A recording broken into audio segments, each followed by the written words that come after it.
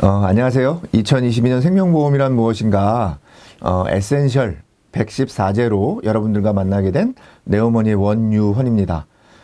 에센셜 114제는요, 핵심 문제 114문제를 저희가 선정을 해서 각각의 포인트를 정리해 놓은 겁니다. 그래서 이 부분만, 시간이 없으신 분들은 이 부분만 잘 학습을 하셔도 여러분들이 합격하시는데 큰 도움이 될 거라고 생각을 하고 있습니다. 자, 1편 보험 이론 및 윤리에 대한 내용부터 시작을 해서 진행하도록 하겠습니다. 첫 번째, 생명보험의 역사에 대한 문제입니다. 생명보험의 역사는 반드시 뭐 나오는 그런 부분은 아닙니다. 나올 수도 있고 안 나올 수도 있는데, 그래도 우리가 이제 꼭 역사에서는 나올 수 있는 문제들만 추린 부분이 되니까 이런 부분들은 여러분들 같이 기억하시면 좋겠습니다. 자, 생명보험 역사에 대한 내용으로 맞는 거 고르는 겁니다. 지금 정답은 2번인데요. 헨리 사망표, 제가 이제 다른 부분에서 강의할 때 우리 사망할래? 이렇게 이제 외우시라고 말씀드렸습니다. 그래서 헨리는 사망표를 작성했다. 이렇게 이제 이건 맞는 지문이고요. 최초의 생명보험회사는 영국은 맞는데 연도도 맞습니다. 근데 영국도 맞지만 고타 생명보험회사가 아니라 에퀴터블 생명보험회사가 되기 때문에 틀렸고요. 자, 에라노이 그러면 종교. 우리가 요 시험 문제에서 자주 나오는 건 콜레기아 그러면 상호부조 이렇게 됩니다. 그래서 에라노이니까 종교 이렇게 되니까 틀린 부분이 되겠습니다. 자, 함정 문제로 생명보험은 우리가 일반적으로 생명보험이라고 하는 것은 서로 도와가는 그런 문제라고 보기 때문에 상부상조 정신을 바탕으로 한 준비제도다. 그래서 상부상조를 물어보는 질문도 나온 적이 있습니다. 가로치기로 해서요. 조금 전에 우리가 사망표 그러면은 헨리 얘기했듯이 생존율 연구한 사람 파스칼. 자, 역사는요, 여러분들 이해하기보다는 그냥 암기하시고요. 잘 못 외워지는 부분에 대해서는 그냥 스킵하셔도 되겠습니다. 자, 세계 최초의 근대적 생명보험회사, 아까 말씀드린 것처럼 영국의 에퀴터블 생명보험회사 이렇게 말씀드렸습니다. 자, 고대시대의 콜레기아 종교적 공제단체는 에라노이. 콜레기아가 아니라 상호부조조합은 콜레기아. 에라노이 종교단체 이렇게 기억하시면 좋겠고요. 미국은 1905년에 최초의 생명보험회사가 설립되었다. 이런 것까지 외우셔야 되냐 이렇게 되는데 미국도요. 그냥 연도만 기억하시면 될 것 같아요. 미국도 보험회사가 처음으로 만들어진 것은 1800년대입니다. 그래서 1812년에 이제 그 최초의 생명보험회사가 만들어졌습니다. 그래서 틀린 내용이 되겠습니다.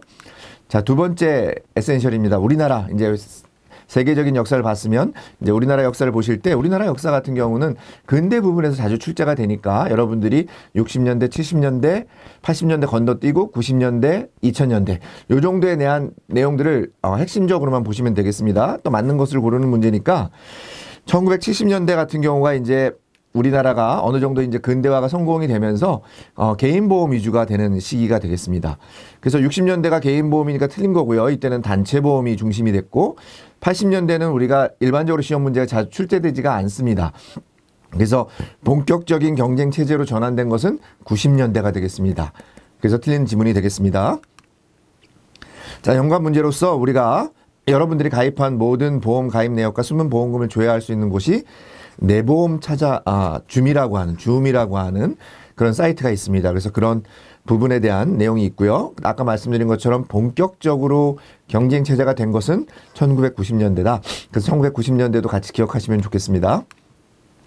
자, 우리나라에 생명보험이 도입된 것은, 우리나라가 생명보험이 도입된 것은 어디하고 관계가 있냐면요. 일본하고 관련되어 있고 강화도 조약하고 관련이 되어 있습니다. 강화도 조약.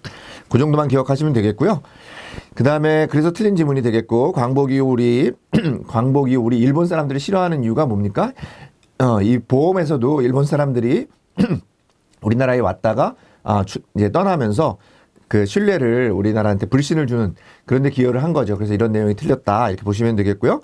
아까 말씀드린 것처럼 개인보험 위주로 성장한 시기는 언제라고요? 1970년대. 자, 1980년대가 답이 나오는 경우는 없어요. 그렇기 때문에 대부분 틀린 지문이라고 보시면 되겠습니다. 자, 세 번째 에센셜입니다. 우리 사회보험, 민영보험이라고 하는 부분이 있는데요. 우리가 이제 일반적으로 사회보험으로 다 커버가 되면 생명보험이라고 하는 민영보험이 필요 없겠죠. 근데 사회보험이 다 커버해주지 못하니까 그런 부분에서 민영보험이 필요하다. 그런 근거에서 여러분들이 전체적인 맥락에서 이해하시면 좀 더 문제를 쉽게 푸실 수 있을 것 같습니다. 자, 틀린 거 고르는 문제인데요. 자, 사회보험이라고 하는 것은 임의로 가입할 수 있는 게 아니죠. 여러분들 국민건강보험 임의로 여러분들 나는 뭐 개인보험 많이 들어있으니까 건강보험 가입 안 하실래?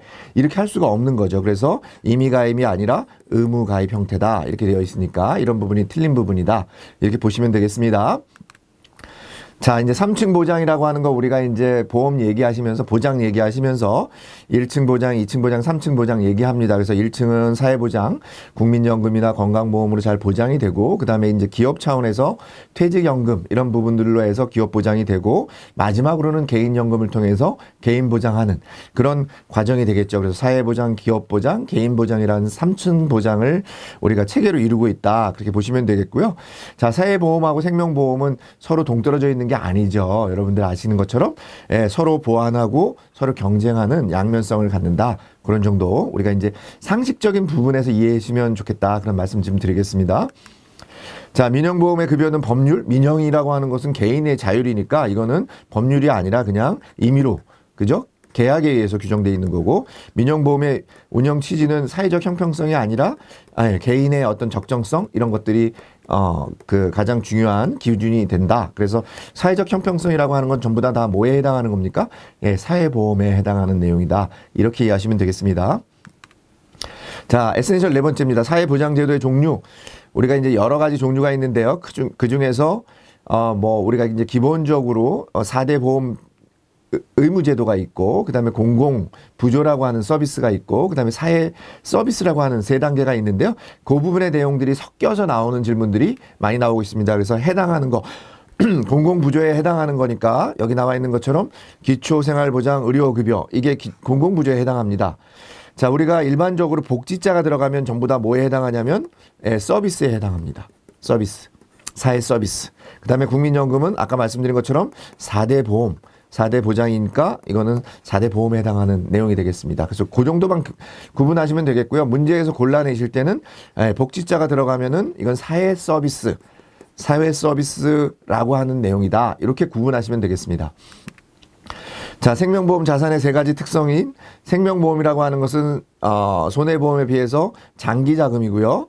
또 이 생명보험이라고 하는 것은 우리가 나중에 돌려받는 재산이기 때문에 신탁재산적인 성격을 가지고 있고 마찬가지로 우리가 운영을 하다 보면은 생명보험에서 들어온 돈이 사회 발전에 또는 인프라 투자에도 기여가 되기 때문에 공공적인 성격도 갖고 있다. 그래서 우리 장기, 신탁, 공공 좀 기억하시면 좋겠고요.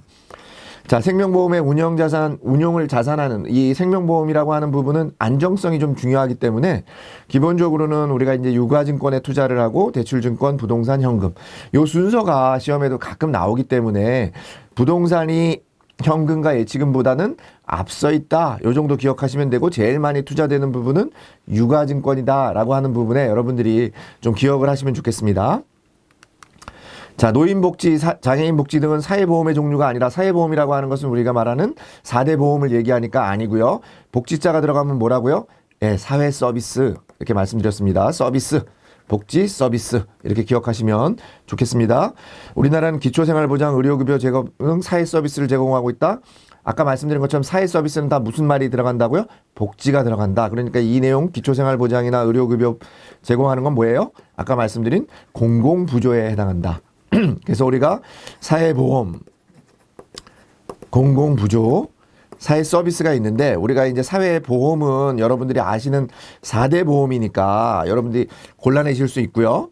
그 다음에 우리 사회 서비스는 서비스라고 하는 내용은 전부 다 복지자가 들어간다. 그 정도만 구분하시면 여러분들이 충분히 문제를 푸실 수 있다. 이렇게 말씀드리겠습니다. 자, 다섯 번째 우리 이제 에센셜입니다. 생명보험 자산의 운영 원칙에 대한 얘기인데요. 틀린 거 고르는 겁니다. 생명보험 자산은 여러분들 우리가 수익성을 내기 위해서는 변액보험이라고 하는 것을 별도로 운영하니까 생명보험 자산이라고 하는 것은 수익성을 높이기 위해서 부동산 자산의 투자 비중을 가장 높게 운영하는 게 아니라 아까 말씀드린 것처럼 안정성을 추구하기 위해서 유가증권, 부동산이 아니라 유가증권 자산에 가장 많이 투자를 하고 있고 부동산 자산은 세 번째 많이 투자하고 있다. 이렇게 얘기했습니다. 그래서 틀린 지문이 되겠습니다. 자, 생명보험 자산은 기본적으로 아까 말씀드린 것처럼 생명보험 자산의 특징은 장기 자금이죠. 우리가 여러분들 생명보험에 가입하시면은 장기적으로 보장을 받는 거기 때문에 장기 자금의 성격을 띠고 있고 발생 시 보험금 등으로 지급돼야 돼요. 이거 미래에 돈이 꼭 나가야 되는 돈이기 때문에 별도의 주머니를 차서 운용을 해야 돼요. 그런 걸 우리가 뭐라고 하냐면 신탁 재산적인 성격이라고 합니다. 장기 신탁 공공성. 아까 말씀드렸습니다. 장기 신탁 공공성. 꼭 기억하시면 되겠습니다. 자, 생명보험 자산은 기본적으로 단기자금 틀렸죠. 아까 말씀드린 것처럼 오래. 여러분들 암보험 생각해 보시면 됩니다. 오랜 기간이 운영되는 거니까 장기 자금이 되겠습니다. 생명보험 자산은 소수 계약자의 고액 자금이 모이는 게 아니라 다수죠. 다수. 우리가 대수의 법칙이나 이런 것들을 통해서 다수의 자산이 모여서 상부상조의 정신으로 우리가 부조하는 겁니다. 도와주는 겁니다. 그렇게 보시면 되겠고요. 자, 생명보험 자산은 유동성 확보를 위해서 투자 비중이 가장 높은 건 아까 뭐라고 말씀드렸습니까? 유가증권이라고 얘기했습니다. 현금과 예치금에 대해서는 네 번째에 해당합니다. 부동산보다도 오히려 낮은 비중으로 투자되고 있다. 이렇게 기억하시면 되겠습니다. 자, 이제 여섯 번째 에센셜입니다. 우리 생명보험을 필요로 하는 사회적 배경. 아까 말씀드린 것처럼 생명보험이 사회보험이 국가에서 해주는 보장이나 이런 그 서비스가 모든 것을 다 커버해주면 우리가 생명보험 필요 없는데 그런 것들이 다 커버가 되지 않기 때문에 생명보험 필요하다. 그런 거에 의해서 나온 파트가 되겠습니다.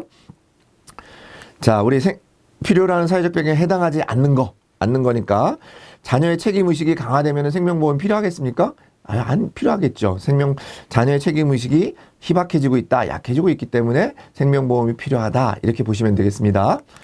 자, 우리나라의 OECD 국가 중에서 가장 높은 거 2017년에 우리 노인 빈곤율이라는 게 있습니다. 노인들이 그 자녀들을 키우다 보니까 자기의 어떤 노후 준비가 좀 약하다. 그래서 OECD 국가들 중에서 2017년도 기준으로 통계적으로 계산을 해보니까 한 43.8%, 한 40% 이상이 노인 빈곤율에 해당한다. 그래서 우리가 심각하게 사회보험도 필요하지만 생명보험도 필요하다. 그런 말씀 좀 드리겠고요.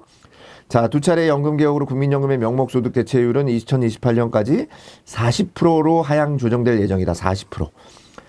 자, 그 다음에 건강보험 보장률은 60%를 조금 상회하는 수준이다. 이래서 생명보험이 필요하다. 이런 얘기죠. 자, 제가 여러분들에게 말씀드릴 수 있는 건 뭐냐면 이런 부분들은 누구도 다 외울 수 없습니다. 이거 아마 전문가도 외울 수 없죠. 왜냐하면 수치니까 매년 바뀌는 부분인데 그냥 여러분들이 우리가 노인 빈곤율이 높고 그 다음에 국민연금으로도 대체하는 비중이 낮고 건강보험으로 커버해주는 비용도 높지 않다. 그래서 생명보험이 필요하다. 그래서 그런 것만 명확하게 여러분들이 이해하시면 좋겠다라는 생각이 들고요. 자, 생명보험이 필요한 사회적 배경으로 충분한 사회보장제도를 들 수 있다? 아니죠. 충분한 사회보장제도가 있다면 생명보험이 필요하지 않겠죠. 그러니까 그런 부분에서는 여러분들이 틀린 지문으로 골라내시면 좋겠습니다. 자, 일곱 번째 이제 우리 에센셜입니다. 자, 우리가 고령화율이라고 하는 게 있는데 전체 인구 중에 65세 노인 인구가 차지하는 비율을 우리가 고령화율이라고 하는데요. 자, 맞게 연결된 것은 뭐냐 그랬습니다. 우리가 고령화율은 크게 세 단계입니다. 7%, 14%, 20%. 그래서 고령화가 7%가 되면 이거를 우리가 고령화 사회라고 하고요. 그 다음에 14%가 되면은 고령 사회라고 하고요. 그 다음에 20%가 넘어가면은 초고령 사회라고 합니다. 자, 글자 수가 쭉 커지는 게 아니라 5글자, 4글자, 5글자. 저는 이렇게 해서 여러분들에게 암기하라고 말씀드리고 이게 꼭 7의 배수처럼 보이지만 그렇지 않다. 7, 14, 20%.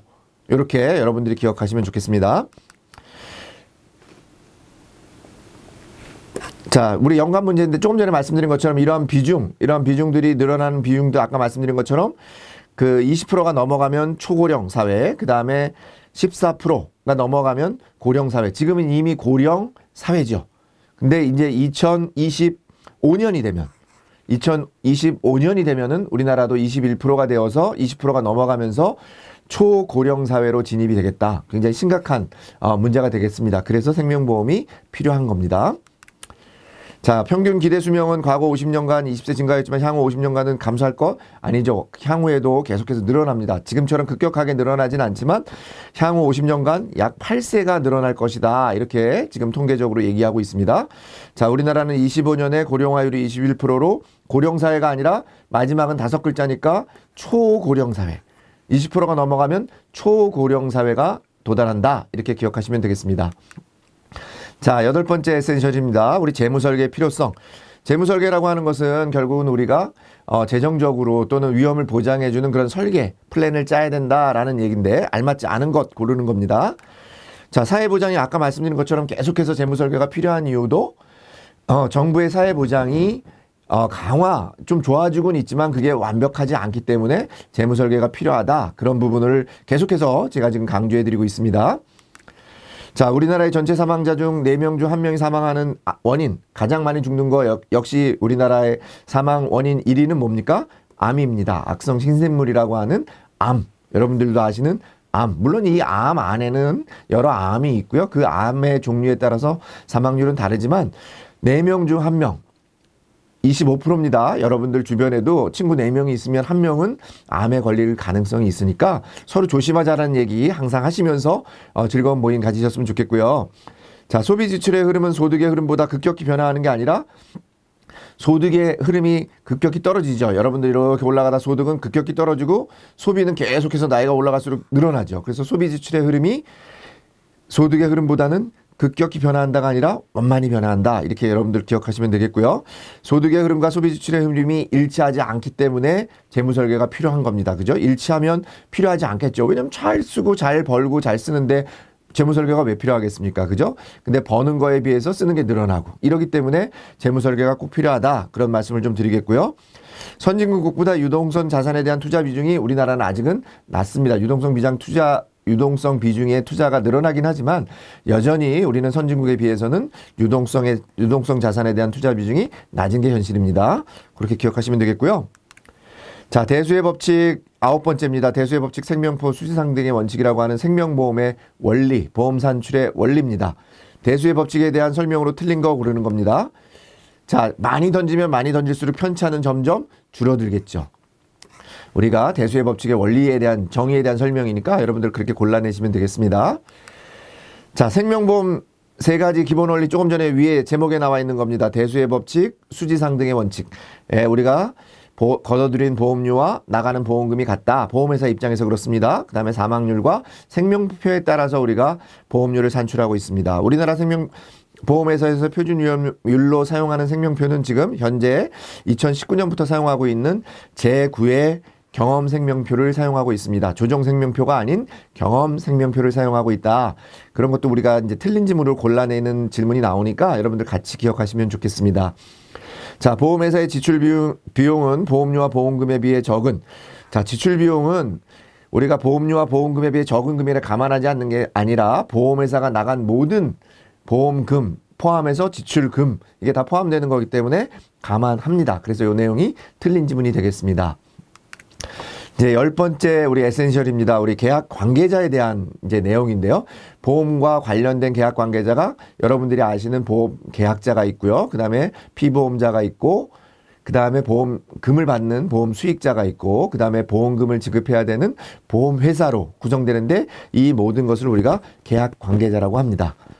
자, 보험계약 관계자에 해당하지 않는 거니까 조금 전에 말씀드린 상기에 해당하지 않는 게 누구예요? 사업허가를 승인해주는 금융위원회가 있는데 금융위원회는 우리가 보험의 계약 관계자라고 얘기하지는 않습니다. 자, 타인을 피보험자로 하는 사망보험의 경우 반드시 그 타인의 서면 동의를 받아야 돼요. 왜냐하면 그 사망보험이기 때문에 타인이 자기가 죽는 것을 보장으로 해서 보험금을 받는데 자기가 그 내용을 모르면 안 되잖아요. 그죠? 그래서 우리가 반드시 구두 동의가 아닌 서면 동의를 받아야 되고요. 보험료 납입 주기는 여러분들 우리가 일반적으로 보험료를 매달 내기 때문에 납입 주기의 원칙이 매월이라고 기억하시는 분이 많을 겁니다. 저도 처음에는 그렇게 생각을 했는데요. 그게 아니라 원래 보험료를 산출할 때는 이게 매년 1회 납입하는 것을 원칙으로 해서 만들어졌는데 우리가 편의성을 위해서 월납도 내고 분납도 내고 연납도 내고 이런 방식으로 바뀌고 있다. 그렇게만 기억하시면 되겠습니다. 그래서 보험료의 납입주기 원칙은 매년 1회다. 매월 1회가 아니라 매년 1회다. 그렇게 기억하시면 좋겠습니다. 보험계약자, 피보험자는 반드시 동일인일 필요가 없습니다. 여러분들이 반드시 보험의 대상이 될 필요는 없으니까 여러분들하고 같이 같을 필요는 없다. 같아도 상관이 없다라는 얘기예요. 보험 수익자는 보험회사로부터 보험 청구권을 지정받은 사람이 아니라 보험회사가 지정해 주는 게 아니라 누가 지정해 주는 거예요? 내가 계약한 사람이. 그래서 계약자가 보험 수익자를 지정해 주는 거고요. 보험 계약자는 보험 계약 체결 후 보험 사고의 대상이 되는 것, 보험 사고의 대상이 되는 건 뭐라고요? 아까 말씀드린 것처럼 계약자가 아니라 피보험자가 되겠습니다. 보험회사가 사업을 영위하기 위해서는 사전에 생명보험협회에 사업 허가를 받는 게 아니라 우리가 사업의 허가나 인가 이런 건 전부 다 어디에다 받아요? 금융위원회, 보험협회가 아니라 금융위원회가 되겠습니다. 여러분들 기억하시면 되겠습니다. 자, 11번째입니다. 우리가 이제 보험에 가입 관계자들을 배웠는데 이제 보험에 계약이 되면 어떤 내용들로 계약이 되는지, 보험 사고는 뭐고, 보험 기간은 뭐고, 보험료는 어떻게 내야 되고 등등 보험 계약에 대한 내용들에 대한 내용이 보험 계약 내용이 되겠습니다. 그게 11번째 에센셜이 되겠습니다. 자, 다음 중 생명보험 계약 내용에 대한 설명으로 맞는 거 고르는 겁니다. 우리가 맞는 건데, 자, 보험사고는 보험금 지급 사유와 동일한 개념입니다. 우리가 보험사고라고 하는 것은 보험금을 지급하는 사유와 동일한 개념이 되겠고요. 보험기간은 계약자가 보험료를 납입하는 기간이 아니라 책임기간이라고 해서 보장받는 기간을 의미하고요. 보험금액은 보험계약자가 위험부담의 대가로 보험회사에 지불하는 금액이 아니라 보험회사가 보험 위험부담의 대가로 보험 계약자에게 주는 거예요. 이 순서가 바뀌었습니다. 그래서 여러분 틀린 내용이니까 함께 보시면 되겠습니다. 자, 보험기간이라고 하는 것은 보험계약에 따라 보장받는 기간으로 우리가 이것을 일명 위험기간 내지는 책임기간, 이게 보험계약기관하고는 다르다. 이렇게 조금 전에 설명을 드렸습니다. 자, 현금 흐름 방식이 있고 보험료를 산출하는 방식은 현금 흐름 방식이 있고 3위2원 방식이라고 하는 게 있는데 3위원 방식에 비해서 훨씬 더 최적 가정, 더 복잡하긴 하지만 훨씬 더 이 개선된 그런 보험료 산출 방식이 뭐냐? 예, 우리 현금 흐름 방식이다. 이렇게 보시면 되겠고 최적 가정을 기초로 보험료를 산출하는 방식입니다. 그래서 훨씬 더 우리 3위원 방식이 보수적이다라고 보면 우리 현금 흐름 방식은 최적 가정 방식이다. 이렇게 같이 기억하시면 되겠습니다. 자, 보험료의 산출 기초가 되는 예정 사망률이 1개월을 단위로 측정되었기 때문에 보험료는 매월 1회 납입하는 게 아니라 아까 말씀드린 것처럼 매년 1회 납입하는 것을 원칙으로 하고 있다. 자, 일시납 보험료 총액은 월납으로 납입할 경우에 비해보다 총액보다 많다? 아니다. 적다. 왜냐하면 일시납 보험료 같은 경우는 여러분들이 어떻게 되는 거예요? 보험회사가 이자를 받고 한 번에 받았으니까 이자를 받고 운영할 수 있기 때문에 보험료를 할인해 주는 거죠. 그렇기 때문에 적습니다. 현금 흐름 방식은 산출 방법이 정교하고 비교적 간단하다? 아니요. 아까 3위원 방식보다는 조금 더 최적 가정으로 여러 가지 요소들을 넣다 보니까 비교적 간단한 게 아니라 조금 복잡하다. 그래서 여러분들이 꼭 설명을 해 주셔야 된다. 그런 말씀을 좀 드리겠습니다. 자, 12번째 이제 우리 에센셜 배당입니다. 우리가 보험회사도 마찬가지로 여러분들이 보험료를 내기 때문에 보험회사가 잘 운용을 하게 되면 그 운용 수익에 대해서 여러분들에게 배당을 준다. 배당을 주는 방법은 여러 가지가 있다. 이제 그런 부분들 우리가 교재를 통해서 여러분들이 학습을 하셨을 겁니다. 배당에 대한 내용으로 틀린 거. 자, 여기 선배당 후적립인데 얼핏 보면 이 내용은 여러분들한테 혼돈을 주기 위해서 만든 거예요. 틀린 내용으로 볼 수도 있는데 우리가 배당을 주기 위해서는 어떻게 되겠습니까? 먼저 적립하고 그 다음에 후 배당하는 방법이겠죠. 그죠? 그래서 이거는 용어상으로 일종의 말장난입니다. 그래서 선, 적립, 후 배당. 연도까지는 기억 안 하셔도 되고 선, 적립, 후 배당이다. 이렇게 내용 여러분들 기억하시면 되겠습니다. 자, 보험 안내자료라고 한 것은 여러분들이 모집인이 되신 다음에 이제 보험을 계약자에게 판매하는 그런 내용이 되겠습니다. 장래에 대한 이익 배당 같은 거 여러분들이 규제하면 안 되겠죠. 기재하면. 왜냐하면 확정되지 않은 거기 때문에. 그래서 계약자 배당이 있는 보험 상품의 경우에는 보험 계약자의 이해를 돕기 위해서 금융위원회가 필요한 경우에는 인정하는 경우에는 예외를 두고 있습니다. 요거는 여러분들이 그냥 상식적으로 같이 가로치기 질문이니까 여러분들이 그런 부분들은 그냥 암기해 주셔도 좋을 것 같다. 그런 말씀 좀 드리겠습니다. 자, 연관 함정으로 이제 유배당 계약이 무배당 계약이 보험료가 저렴하다. 자, 여러분들 배당을 주는데 보험료가 더 저렴할 수 있습니까? 틀린 지문이 되겠습니다. 그래서 여러분들 기억하시면 되겠고요. 예상을 기재하지 못하도록 규제하고 있다. 이건 맞는 내용이 되겠습니다. 배당금이 발생할 때 꼭 현금으로만 지급하는 건 아니고요. 현금으로 지급할 수는 없다가 아니라 현금으로도 지급할 수 있고 보험금을 상계해 줄 수도 있고 보험료를 대체해서 해줄 수도 있고 여러 가지 방법을 쓰고 있기 때문에 현금이나 유가증권 다 우리가 지급이 가능합니다. 자, 무배당 상품의 경우 유배당 상품에 비해 보험료가 비싸다? 조금 전에 말씀드린 것처럼 배당을 주는데 보험료가 비싸지 배당도 안 주는데 보험료가 비쌀 수는 없다. 그렇게 기억하시면 되겠습니다. 자, 이제 13번째 질문입니다. 청약 철회. 우리가 이제 보험을 가입하시면 여러분들이 언제든지 여러분들의 자율적인 의사에서 가입을 하신 거기 때문에 언제든지 청약 철회하실 수 있습니다. 다음 중 생명보험 계약의 청약 철회 내용으로 틀린 거 고르는 거니까 여러분들. 자, 우리가 청약 철회는 반드시 보험 증권을 받아야만 철회하는 건 아닙니다. 여러분들이 언제든지 증권의 여부에 관계없이 우리는 왜냐하면 보험계약이라고 하는 것은 보험증권을 받아야만 성립되는 게 아니죠. 그죠?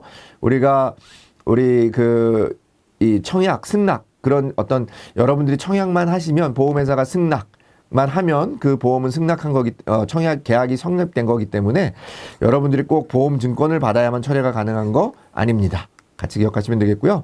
청약 철회가 가능한 거 우리가 같이 기억하시면 좋겠는데 청약한 날로부터 시작해서는 우리가 30일까지고요. 만약에 이제 중간에 증권을 받으시면 보험증권을 받으시면 15일 이내에 받으셔야 돼요. 이제 요때까지만 청약이 철회가 가능합니다. 그러니까 지금 보험증권을 받은 날이 10월 8일이니까 우리가 실제적으로는 15일 플러스 15일이니까 10월 23일 이내만 가능하죠. 실제로는 10월 2일 날 했으니까 원래는 우리가 보험증권을 받지 못했으면은 10월 32일은 없으니까 11월 1일까지는 청약이 가능한 거죠. 그래서 그때까지만 우리가 청약 철회가 가능하고 언제든지 가능하다. 청약 철회가 되면 보험회사는 즉시 아니라 여러분들 납입한 보험료를 반환하는 것은 3영업일 이내입니다. 즉시가 아니고요. 3영업일 이내에 보험료를 반환해야 되고요. 보험증권을 받은 날로부터는 아까 말씀드린 것처럼 15일 이내 청약 철회가 가능하고 우리가 청약한 날로부터는 30일 이내. 이러니까 우리가 혼돈을 주기 위해서 만든 내용이 되겠습니다. 동일한 단체에 소속된 계약자 또는 피보험자 5인 이상이 동일한 상품에 가입하는 경우는 모든 계약 단체 취급하는 게 아니라 안 되는 계약도 있습니다. 그래서 모든 이런 내용이 들어가면 틀린 지문으로 여러분들이 보시면 되겠습니다. 네, 이제 14번째 우리 에센셜 청약의 승낙, 거절 및 효력 뭐 이런 것들이 있습니다. 우리 청약이라고 하는 거 여러분들이 계약자가 청약을 하면 보험회사가 승낙만 하면 무조건 일단 계약은 성립돼요. 근데 효력이 발생하려면 여러분들 보험료를 내셔야 됩니다. 보험료를 안 내면 여러분들 개시 안 되잖아요. 여러분들 어떤 물건 같은 거 가계약을 할 수 있지만 그 효력을 발생하려면 항상 돈을 지불하라고 하지 않습니까? 마찬가지입니다. 그래서 보험에서도 보험료를 지불해야만이 보험료를 1회 보험료를 납입해야만이 보험의 효력이 개시가 된다. 그렇게만 기억하시면 되겠습니다. 성립은 보험료를 내지 않으셔도 되지만 여러분들이 근데 통상적으로 우리가 보통 청약서를 받아서 가입을 하실 때 일단 제1의 보험료를 납입합니다. 그렇기 때문에 보통은 우리가 계약 청약이 승낙이 되면 보통은 계약이 어떤 그 보험의 그런 계약이 개시가 되고 있다 이렇게 보시면 되는데 요거는 이제 우리가 문서상으로 이제 법적으로 내용이니까 그런 어떤 그 프로세스 상에도 그런 차이가 있을 수 있다라고 하는 부분 이해하시면서 보시면 좋겠습니다. 청약의 승낙과 거절에 대한 설명으로 틀린 거. 자, 보험회사가 30일 이내 승낙 여부를 통지하는 경우는 무효로 보는 게 아니라 보험회사가 여러분들 어떤 내가 가입할게 그랬는데 보험회사가 좀 이렇게 뭐라 그럴까요? 우리가 이제 그걸 안 하고 버티면 어떻게 되는 거예요? 그거는 승낙한 걸로 보는 거죠. 무슨 말씀인지 아시겠죠? 무효가 아니라 승낙한 걸로 본다. 그렇게 기억하시면 되겠고요. 계약자 또는 피보험자 우리가 몇 명 이상일 경우에 단체 취급이 가능하냐면 5인 이상입니다. 5인 이상. 여러분들 5인 이상 같이 기억하시면 되겠고요. 왜 5인 이상이냐? 저도 모릅니다. 그건 법으로 정한 거예요. 그러니까 여러분들이 5인 이상 되면 단체 취급이 가능하다. 진단계약의 보장개시일은 여러분들 요건 좀 다른 아까 말씀드린 것처럼 보험료만 내면 개시가 되지만 진단계약의 경우에는 진단이 완료된 시점, 그러니까 보험료를 내고 진단이 완료된 시점, 요 두 가지가 다 동시에 이루어져야 된다라는 거예요. 여러분 동시 아니면 순차적으로 그래서 진단이 완료된 시점부터 그 계약의 효력이 발생한다. 그렇게 기억하시면 되겠습니다. 자, 승낙을 거절할 경우 보험계약 대출 이율을 연단위 복리로 계산한 금액을 납입받은 보험료에 더해준다. 그게 아니라 계약 대출 같은 경우는요. 우리가 보험회사 잘못도 아니잖아요. 승낙을 거절한 건 잘못이 아니지 않습니까? 그렇기 때문에 이거는 평균 공시 이율 플러스 1%. 이렇게 여러분들한테 주는 거죠. 계약 대출 이율은 보험회사가 책임이 있을 때만 그렇게 지급하는 거가 되겠습니다. 제1의 보험료를 받았더라도 청약을 승낙하기 전에 보험금 지급 사유가 발생할 경우에는 보장하지 않는다? 아니죠. 우리가 승낙하지 않더라도 보험료를 받았을 때는 특별하게 승낙의 거절 이유가 발생하지 않는다면 그것은 우리가 보험회사가 승낙된 것으로 보고 보장을 해야 됩니다. 보장하지 않는다가 아니라 보장해야 된다. 그렇게 기억하시면 되겠습니다. 자, 15번째 에센셜입니다. 보험계약의 무효. 자, 우리가 이제 계약을 했는데 여러분들이 어떤 부분들을 제대로 예를 들어서 여러분들이 그 보험 계약에 가입할 수 없는 나이가 됐다든지 아니면은 여러분들이 이제 그 서면 동의나 자필 서면 같은 걸 안 했을 때든지 이럴 때는 동의를 받지 않았을 때는 그 계약은 무효 처리가 됩니다. 무효라고 하는 것은 처음부터 효력이 발생하지 않는 거예요. 그러니까 조건에 맞지 않는 사람한테 가입을 하면 그 계약은 처음서부터 성립이 안 된다. 라는 거예요. 그래서 우리가 무효도 있고 해지도 있는데 여러분들이 무효라고 하는 것은 처음서부터 우리가 성립이 될 수 없는 황당한 거다. 이렇게 기억하시면 되겠습니다. 황당한 거 무효 이렇게 기억하시면 되겠습니다. 해당하는 거 고르는 거니까 우리가 타인의 서명을 사망을 보험금 지급 사유로 받아서 무효 사유에 해당하고 체결 후에 피보험자의 서면 동의를 받은 우리가 계약 당시에 서면 동의를 받지 않으면 무효가 되는 거예요. 그러니까 계약을 체결했어도 이것은 무효가 되는 거고요. 만 15세 미만인데 17세가 넘었으니까 15세가 넘었으니까 이것은 무효 사유에 해당하지 않고요. 청약 철회 기간이 지난 후에 청약 철회가 접수되면 당연히 이것도 우리가 무효가 될 수가 없고요. 이거는 만약에 그 계약이 그 조건에 맞지 않는다면 취소를 할 수 있는 거지 무효의 대상은 아니다. 이렇게 기억하시면 되겠습니다. 그래서 여러분들이 조금 더 관심을 갖고 계신 분들은 무효, 취소, 해지 요 세 가지를 한번 구별해 보시는 것도 좋은 그런 학습이 될 수 있다. 그런 말씀 좀 드리겠습니다. 공통으로 들어갈 단어는 뭐냐? 우리가 여기서는 우리가 이제 요건 암기가 좀 필요합니다. 그냥 심신박약자를 피보험자로 하여 사망보험금을 지급한 계약은 무효가 되고요. 심신박약자가 계약을 체결하거나 소속단체의 규약에 따라 단체보험의 피보험자가 될 때 의사 능력이 있으면 당연히 그것은 계약이 유효이지만 그 능력이 없는 경우에는 무효가 된다. 뭐라고요? 심신박약자에 대한 설명입니다. 그래서 이 부분은 여러분들 특별한 이유가 없습니다. 심신박약자에 대해서는 무효가 된다. 이렇게 기억하시면 되겠습니다. 자, 파산자를 피보험자로 사망보험을 보험금 지급사유로 한 계약은 무효이다. 아니죠. 파산자라고 해도 파산자가 복권 하게 되면은 보험 계약은 유효할 수 있다라는 거고요. 무효 사유에 해당할 경우에는 보험회사는 해지환급금이 아니라 무효가 됐으니까 이거는 기납입 보험료를 주는 거죠. 해지하는 거는 무효랑은 해지환급금은 반드시 해지했을 때 주는 돈이 해지환급금이에요. 그러니까 무효는 기납입 보험료를 내야 되는 거고요. 단체 구성원의 전부 또는 일부를 피보험자로 사망을 보험금 지급 사유로 하는 계약에서 서면 동의를 않는 경우 무효 사유에 해당한다 그랬는데 단체 보험에 대해서는 서면 동의를 받지 않아도 예외적으로 그 계약이 성립되는 것으로 보고 있습니다. 무슨 말씀인지 아시겠죠? 그러니까 일반 계약에서는 서면 동의가 반드시 필요하지만 단체 보험 계상 여기서 말씀하신 것처럼 단체 보험에서는 피보험자 모든 그 구성원들을 다 받을 필요가 없으니까 그 어떤 편의를 위해서 면제를 시켜주고 있다, 제외를 시켜주고 있다. 같이 기억하시면 되겠습니다. 자, 16번째 이제 우리가 보험을 가입하게 되면 그 보험회사는 이제 그 보험을 가입하기 위해서는 보험에 대한 내용들을 설명하게 돼 있습니다. 그죠? 그런 부분들을 우리가 뭐라고 하냐면 약관이라고 하는데 그것은 반드시 설명도 해야 되고 우리 계약자에게 교부까지 해주셔야 됩니다. 그래서 교부 설명 의무가 있어요. 누구한테 있냐면 보험회사에게 있는 겁니다. 자, 다음에서 보험 약관의 설명에 대한 설명으로 틀린 거 고르는 겁니다. 계약이 성립한 날로부터 1년 이내가 아니라 우리가 계약을 취소할 수 있는데 여러분들이 이제 아까 말씀드린 것처럼 무효시킬 수 있고 그거는 말씀드린 것처럼 보험회사가 무효시킬 수 있고 또 여러분들이 만약에 어떤 내용들을 고지 같은 내용이나 통지 의무를 제대로 설명하지 않으면은 여러분들 그 계약은 해지할 수 있어요. 보험회사가. 근데 이제 이거는 보험 계약자가 여러분들이 보험회사로부터 이러한 내용들을 교부받지 못했거나 설명받지 못했다면 여러분들은 취소할 수 있습니다. 근데 그 취소할 수 있는 기간이 1년은 너무 보험회사에게 가혹하잖아요. 그래서 취소는 몇 개월? 3개월. 3개월 이내에 반드시 취소하게 되어 있다. 그렇게 기억하시면 되겠습니다. 보험계약 청약 시 회사가 계약자에게 약관의 중요한 내용을 설명하지 아니한 경우 계약이 취소되는데 이럴 때는 누구 잘못입니까? 네, 보험회사 잘못입니다. 보험회사 잘못일 때는 항상 보험계약 대출 이율로 가산한 금액을 더해서 보험계약자에게 돌려주게 되어 있습니다. 계약이 취소된 경우 보험료를 받은 기간에 대하여 공시이율로 계산한 금액을 더해준다. 아까 말씀드린 것처럼 계약이 취소되면은 공시이율이 아니라 뭐라고요? 보험계약 대출 이율. 그러니까 보험회사에게 책임을 부과하는 겁니다. 그래서 더 큰 이자를 부과하는 보험계약 대출 이율로 부과하게 되어 있습니다. 자, 17번째인데요. 우리가 이제 보통 사망보험 같은 경우 보험금을 받기 위해서는 사람이 죽어야 되는데 우리가 죽는 경우가 불확실한 경우가 있습니다. 그죠? 그런 걸 우리가 뭐라고 하냐면 사망의 추정 인정 제도라고 합니다. 우리가 사망했는지 안 했는지 모르죠. 실종된 경우도 그렇고 여러분들이 어떤 뭐 특별 실종이라든지 아니면은 뭐 이런 경우 발생이 되면은 여러분들이 어떻게 됩니까? 사망했는지 모르잖아요. 우리가 눈으로 확인이 안 됐는데. 그렇지만 어느 일정한 조건이 충족이 되면 그것은 사망에 가름한다. 사망으로 간주한다. 그런 제도가 있습니다.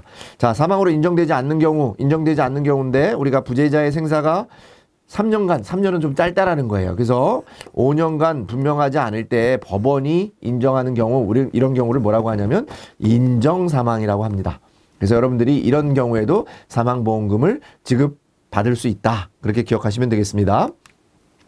자, 일반 실종이 있고 아까 말씀드린 것처럼 특별 실종이 있고 인정 사망이 있는데 일반 실종이라고 하는 것은 부재자의 생사가 일반 실종이니까 1년 동안 1년간 분명하지 5년간 그 아까 말씀드린 겁니다. 우리가 이제 그 실종된 경우에 그 5년간 우리가 아까 말씀드린 건 3년이었죠. 그래서 5년간 우리가 분명하지 아니한 때에는 여러분들이 법원이 여러분들 사망 선고를 합니다. 사망한 것으로 간주한다. 그런 제도를 하는 것을 우리가 일반 실종 제도다. 이렇게 보고 있습니다. 그 다음에 요거는 가로치기로 많이 나오는 시험 문제입니다. 요 자체가 시험 문제에 많이 나오니까 여러분들 같이 기억하시면 좋겠습니다.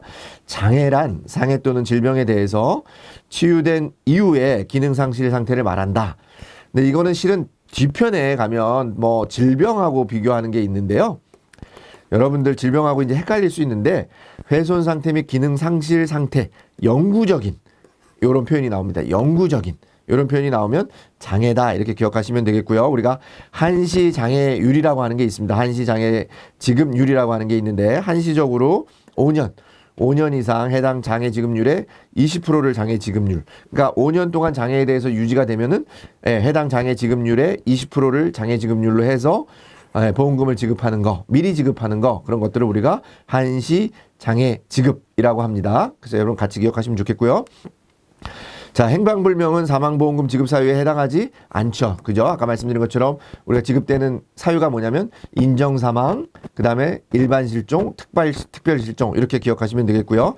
자, 영구적이라 함은 우리가 그 피보험자가 인정하는 게 아니에요. 여러분들 영구적이라고 하는 걸 피보험, 나는 그러면 장애 그런 보상을 받기 위해서 피보험자가 저는 지금 몸이 안 좋습니다. 이렇게 얘기하면 여러분들 장애로 인정하나요? 그게 아니라 피보험자가 인정하는 게 아니라 의학적으로 인정되는 경우에 한해서는 우리가 장애라고 얘기한다. 그렇게 말씀드렸습니다.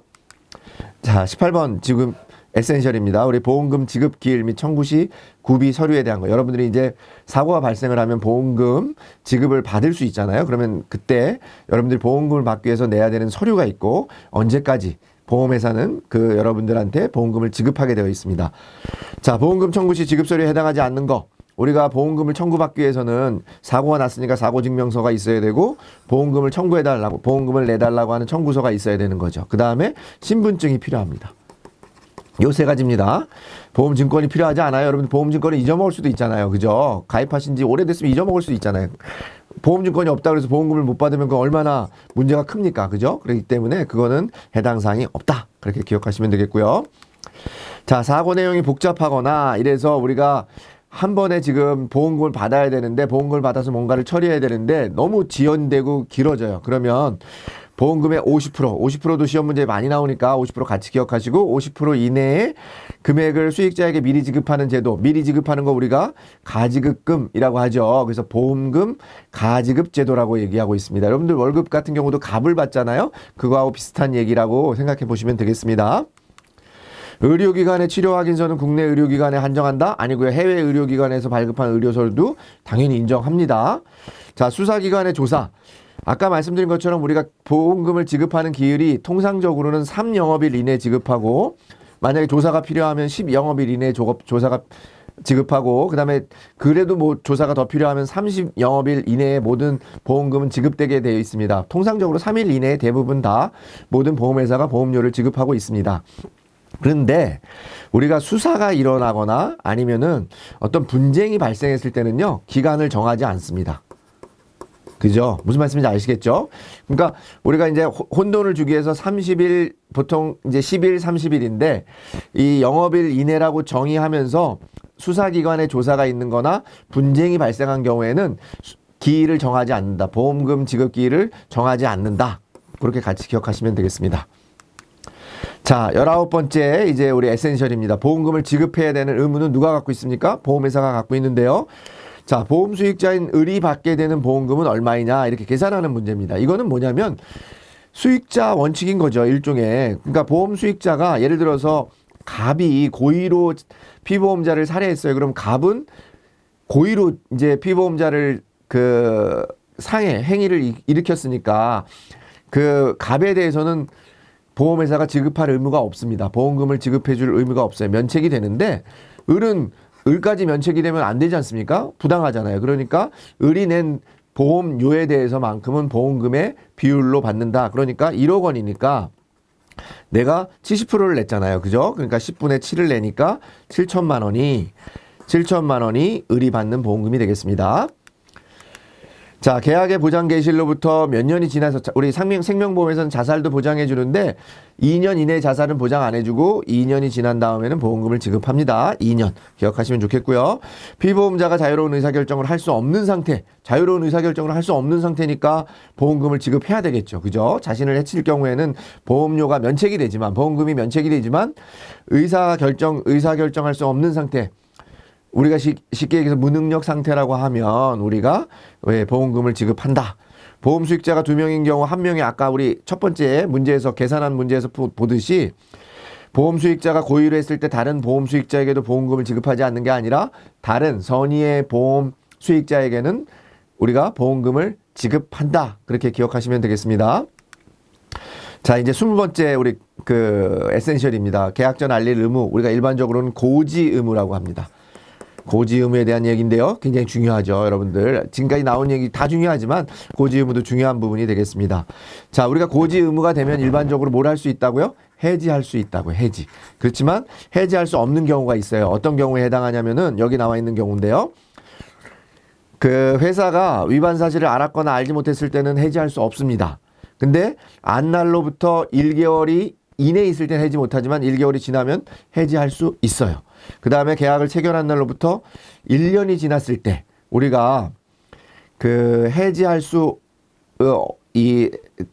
있습니다. 왜? 계약을 체결한 날로부터 3년이 지나야만이 해지할 수 없거든요. 그러니까 1개월이 지나고 나면 해지할 수 있는데 지나지 않았으니까 해지할 수 있는 거고 3년인데 3년이 지나지 않았으니까 해지할 수 있다. 이렇게 보시면 되겠습니다. 계약절 알릴 의무의 의무자는 누구냐면 계약자만 있는 게 아니라 피보험자, 계약자, 피보험자는 계약절 알릴 의무의 의무자입니다. 수익자는 아니고요. 계약자, 피보험자만 해당되고요. 알려야 될 사항은 중요한 사항을 알려야 되는 거겠죠. 그냥 뭐 내 취미를 알리는 게 아니라 중요한 사항을 알려야 되는데 대개는 요즘에는 청약서에 이제 그 고지서가 있기 때문에 청약서에 문진표가 있어서 거기에 답변하면 됩니다. 근데 거기에 보면은 피보험자의 현재 또는 과거, 우리가 이제 과거의 현재 질병만 고지하라고 되어 있는데 그게 아니라 질병이라고 하는 것은 언제 또 재발할 수 있기 때문에 현재 및 과거의 질병에 대해서 우리가 고지해야 되고 운전 여부. 운전을 하게 되면 아무래도 위험하니까 운전 여부에 대해서 반드시 고지하게 되어 있다. 그렇게 보시면 되겠습니다.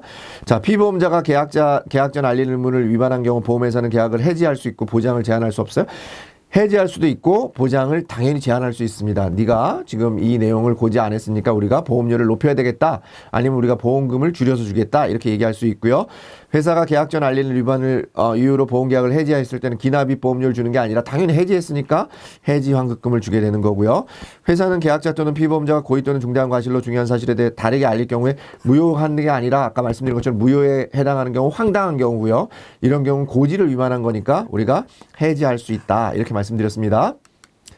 자, 21번째 이제 보험료를 우리가 부득이하게 보험료가 납입이 안 될 경우가 있지 않습니까? 이게 이제 첫 번째는 우리가 계약이 성립되기 위해서는 아까 말씀드린 것처럼 개시되기 위해서는 보험료, 1회 보험료를 내니까 보험료가 언제부터 안 낼 수가 있냐면은 제2회 보험료부터는 못 낼 수가 있습니다. 제2회 보험료부터는 우리가 못 낼 수가 있는데 납입, 그럴 때 이제 우리가 그냥 무조건 계약을 해지하는 게 아니라 우리가 이제 요때까지는 보험료를 당신이 보험료가 지금 안 냈으니까 보험료를 내세요. 이런 걸 우리가 납입 최고라고 하는데 이 납입 최고에 대해서는 14일을 기준으로 해서 정의를 하고 있습니다. 그래서 옳은 거 고르는 문제니까 우리가 만약에 이렇게 납입 최고 기간을 부여했는데 우리가 일반적으로 해지된다는 것은 그날이 아니라 납입 최고가 끝나는 날 다음 날에 보험 계약이 해지되는 것을 우리가 계약자에게 통보를 해야 됩니다. 자, 그 다음에 우리가 납입 최고 같은 경우는 30일이 아니라 14일이고요. 전자문서를 통해서 안내했을 경우에 송신 즉시 효력이 발생하는 게 아니라 수신 확인이 되어야 돼요. 상대방이 수신 확인이 됐다. 우리 보낸 문서에 수신 확인이 되었을 때 해야 되는 거고 우리가 만약에 그게 그 기간 내에 회신이 안 되면 우리는 보험회사는 어떻게 해야 돼요? 다시 문서를 보내셔야 돼요. 전자문서로 다시 보내셔야 된다. 그렇게 여러분들 기억하시면 되겠습니다. 자, 납입 최고 기간, 독촉 기간이 끝나는 날에 다음 날 해지 환급금을 지급하게 된다. 끝나는 날이 아니라 끝나는 날 다음 날. 그래서 보통 끝나는 날이라고도 많이 지문이 나오니까 여러분들 구분해서 골라내시면 되겠습니다. 납입 최고는 보험계약자, 수익자가 다른 경우에 계약자에게 통보만 하면, 계약자에게만 통보하면 안 되고요. 수익자에게도 당연히 통보하셔야 됩니다.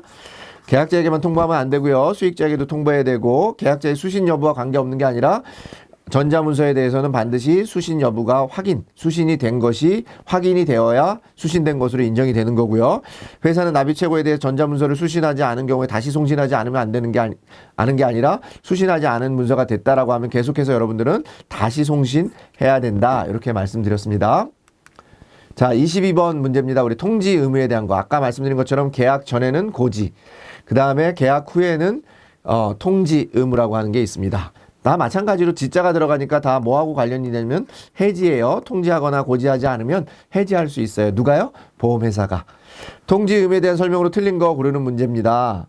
자, 보험금 지급 사유 발생 시 보험계약자, 보험수익자만 통지 의무를 갖는 게 아니라 통지 의무는 누구까지 누가 갖냐면은 보험계약자, 보험수익자, 또 그다음에 반드시 피보험자.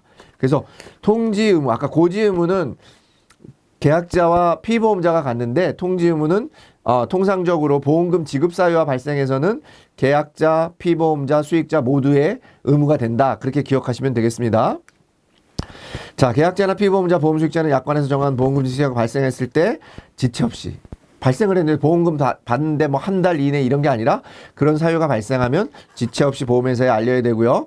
계약자 명의를 특별 부활 같은 경우에는 이제 우리가 계약이 보험계약자가 더 이상 보험료를 낼 수가 없어서 우리가 이제 계약을 부득이하게 이제 해지를 했는데 그런 경우를 부활하는 경우를 우리가 특별 부활이라고 하는데 그럴 때는 반드시 계약자 명의를 보험 수익자로 변경을 해야 돼요.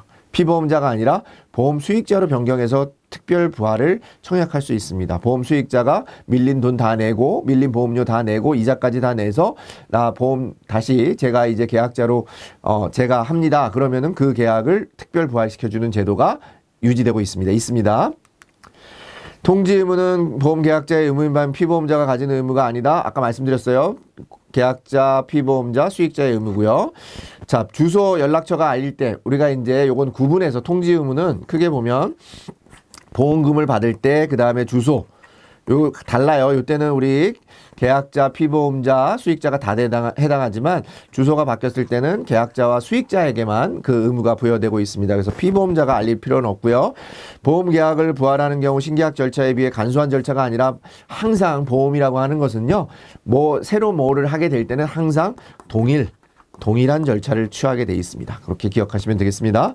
자, 23번째 우리 에센셜입니다. 다음 계약의 부활에 대해서 이제 아까 말씀드린 것처럼 이제 해지가 됐다가 부활이 될 수 있죠. 그거는 우리가 3년 이내에 해야 됩니다. 3년 이내에 우리가 부활할 수 있다. 3년이고요. 그리고 부활은 취소된 계약은 부활할 수가 없고요. 반드시 해지된 계약, 그것도 해지 환급금을 받지 않은 계약에 한해서 우리가 부활이 가능합니다. 그래서 여기 알맞게 연결된 거니까 조금 전에 말씀드린 것처럼 계약자는 해지된 날로부터 3년 이내에 정한 절차에 따라서 계약의 부활을 청약할 수 있다. 청약을 하니까 마찬가지로 회사는 특별한 이유가 없다면 승낙하겠죠. 그죠? 그렇게 같이 기억하시면 되겠습니다. 자, 부당한 계약 전환 시 보험계약자. 이제 부당한 계약이라고 하는 거는 우리가 부당하게 계약을 전환했을 때 그래서 해지가 되면은 우리가 이거는 보험계약자를 보호하는 차원에서 소멸한 날로부터 6개월 이내에 부활할 수 있고요. 그 다음에 내가 만약에 새로운 보험계약을 가지고 운용을 했다 그러면 그 소멸계약의 그 부활을 청구하고 보험 계약을 취소할 수 있어요. 내가 새로운 계약, 지금 들고 있는 계약을 취소하고 옛날 계약으로 내가 다시 하겠습니다. 어떤 경우요? 부당한 계약일 경우에. 부당한 계약일 땐 그렇게 한다. 6개월이라고 하는 거 우리 흔치 않는 그 기간입니다. 그래서 6개월 부활 취소할 수 있다. 같이 기억하시면 좋겠습니다. 계약의 취소나 해지의 경우에 부활이 가능하다. 아까 말씀드린 것처럼 부활이라고 하는 것은 반드시 해지의 경우에만 가능하다. 그렇게 얘기했으니까 취소는 틀렸고요. 설계사가 행한 부당한 보험계약의 전환의 경우는 적용되지 않는다. 우리가 이 부활 같은 경우에는 부당한 보험계약이라고 할 때 우리가 설계사는 당연히 해당되고요. 누가 해당이 안 되냐면 보험중개사가 행한 계약에 대해서는 보험중개사는 독립이기 때문에 보험회사에 책임을 주지 않습니다. 그렇기 때문에 이때는 적용되지 않지만 보험 설계사가 행한 것과 당연히 적용된다. 보험중개사가 행한 부당한 보험계약의 경우에는 부활제도가 적용되지 않는다. 왜냐하면 보험중개사는 독립적으로 운영되기 때문에 그렇다. 그렇게 보시면 되겠습니다. 자, 24번 에센셜입니다. 우리 계약 내용을 변경할 수 있죠. 여러분들이 처음에 가입했는데 사정이 발생하면 계약 내용을 변경할 수 있습니다. 당연히. 그래서 다음에 계약 내용 변경에 대한 설명으로 맞는 거. 자, 우리가 수익자를 변경하기 위해서 우리가 계약자나 피보험자는 변경할 수 없어요. 왜냐하면 보험사고의 대상인데 그거를 바꾸면 보험사고 발생할 수 있잖아요. 그러니까 우리가 일반적으로는 계약자와 수익자를 변경할 수 있는데 계약자를 변경할 때는 반드시 보험회사에 통보를 해야 되는데 수익자를 변경할 때는 계약자가 지정한 거기 때문에 보험회사에 승낙이 필요하지 않습니다. 그렇게 같이 기억하시면 되겠습니다. 계약자의 임의 해지 조건은 뭐냐면 소멸하기 전에 우리가 해지라고 하는 거 여러분들 가입도 여러분들 마음대로 했는데 해지도 여러분들 마음대로 하실 수 있습니다. 근데 당연히 계약이 소멸하기 전에는 언제든지 해지할 수 있어요. 자, 제1의 보험료를 납입한 이후에는 보험 종목을 변경할 수 없는 게 아니라 보험 종목을 바꿀 때는요. 1회 보험료를 내고 1년이라고 하는 기간이 경과돼야 돼요. 1년이라고 하는 그 제1의 보험료 플러스 1년 경과입니다. 그래서 변경할 수 있어요. 그러니까 틀린 지문이겠고요. 보험 종목의 변경은 새로운 계약 체결에 해당하는 변경할 수 없는 게 아니라 아까 말씀드린 것처럼 1회 보험료를 내고 1년 이상 유지가 되면 계약 종목을 변경할 수 있고요. 보험 금액이 감액됐어요. 우리가 줄여들었는데 그거는 무효가 아니라 감액은 해지로 봅니다. 여러분들 해지환급금 주면서 감액시켜 줄 수 있어요. 감액으로 인한 회사가 지급해야 할 해지환급금이 있다면 수익자에게 해지환급금을 지급하는데 우리가 해지환급금을 주는 거는요. 보험금은 수익자에게 주는데 보험기간 중간에 받는 그 돈, 보험회사로부터 받는 해지환급금이나 보험금은 전부 다 누구한테 주는 거냐면 계약자한테 주는 겁니다. 수익자가 아니라 계약자에게 줘요. 그러니까 만기 보험금은 누구한테 줘요? 보험 수익자한테 주지만 중간에 받는 돈, 해지환급금 등은 뭐 누구한테 준다고요? 네, 보험 계약자에게 준다. 자, 이제 25번째 에센셜입니다. 소멸시효. 우리가 일정한 기간이 지나면 그건 소멸했다고 보는 겁니다. 그걸 법적인 용어로 소멸시효라고 하는데요. 소멸시효 기한이 바르게 짝지어진 거 고르는 문제입니다. 자, 이거는요. 우리가 대부분 다 모두가 3년인데 하나만 2년이에요. 그게 여기 나와 있는 보험료 청구권입니다. 그러니까 보험료 청구권이 2년이고 나머지는 다 3년입니다. 그러니까 보험료 청구권이 2년이고 나머지가 3년인 거 고르시면 여러분들 정답이 되는 거죠. 그렇게 기억하시면 되겠습니다. 피보험자는 언제든지 자, 피보험자가 서면을 했어요. 내가 이제 나의 사망을 보험으로 해서 보험을 가입했는데 내가 실은 찜찜해요. 그래서 가입하고 싶지 않아요. 그러면 피보험자도 언제든지 장래를 향해서 미래를 향해서는 그 서면 동의 처리가 가능하고요. 서면 동의 철회로 인해서 계약이 해지된 경우에는 당연히 해지되면 무조건 해지환급금 받습니다. 해지했는데 기납입보험료를 받는다든지 아니면 사망보험금을 받는다든지 이런 용어가 나오면 다 틀린 지문이고 해지 그러면 뭐요? 해지환급금 이렇게 기억하시면 되겠습니다. 자, 보험금 청구권, 환급금 청구권, 보험료 청구권 가운데 보험금 청구권만 소멸시효가 다른 게 아니라 보험료 청구권만 2년이라고 얘기했습니다. 보험회사가 강자기 때문에 보험회사가 청구하는 것만 2년, 나머지 보험 계약자가 청구하는 건 모두 3년 이렇게 기억하시면 되겠습니다. 계약의 임의해지는 우리 보험회사의 정한 사유에 해당하는 경우에 해당하는 게 아니라 임의해지는 우리 계약자가 아무거나 하면 된다고 했어요. 꼭 정한 게 아니라 기간 안에 소멸되기만 전에 우리가 계약자가 언제든지 할 수 있다. 그렇게 말씀드렸습니다. 자, 이제 26번째 그 에센셜입니다. 보험회사의 손해배상 책임입니다. 보험회사가 잘못하면 손해배상 책임이 보험회사에게 있습니다. 왜냐하면 보험회사가 강자기 때문에 있습니다. 생명보험회사의 손해배상 책임에 대한 설명으로 틀린 거 고르는 문제입니다. 자, 아까 말씀드린 것처럼 손해배상은 보험회사 직원이나 보험 설계사, 전속 설계사에 한해서는 그렇지만 보험중개사는 우리가 독립이에요, 독립.